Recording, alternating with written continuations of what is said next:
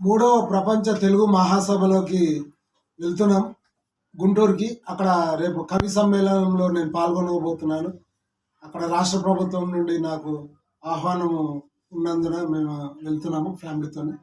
Thank you so much. ఇక్కడ Kachiguda railway స్టేషన్కి అయితే వచ్చేసాము. ఇదిగో ఇద్దరు బయలుదేరారు. ఇక్కడ ట్రైన్ ఎక్కి గుంటూరుకి చేరుకొని అక్కడి నుండి వాళ్ళు తీసుకెళ్తారు. భారతీయ విద్యాభవన్కి వెళ్తాము. ఇదిగో ట్రైన్ వచ్చేసింది. అదండి తెలుగు మహాసభలకు వెళ్తాము గుంటూరు.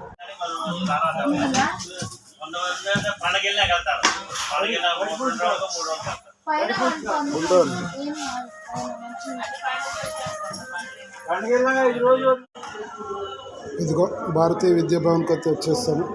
ఎర్లీ మార్నింగ్ 4:30కి ట్రైన్ దిగి అక్కడ నుండి భారతీయ విద్యాభవన్లో బస్సు ఏర్పాటు చేస్తారు. ఇక్కడ నుండి మా సభా ప్రాంగణానికి తీసుకెళ్తామన్నారు నిర్వాహకులు.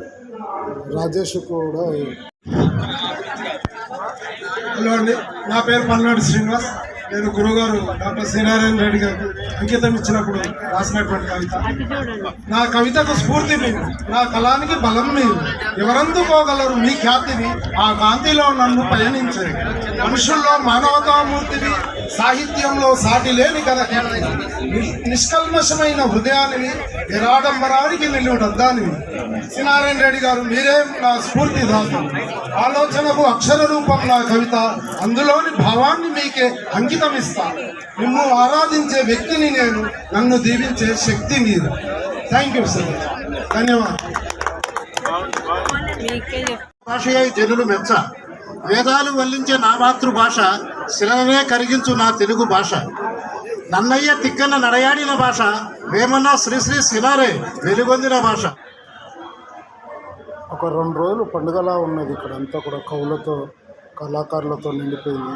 3వ ప్రపంచ తెలుగు మహాసభలో నిజం చెప్పాలంటే ఇక్కడికి రాకపోతే నేను చాలా మిస్ అయ్యేవాడిని.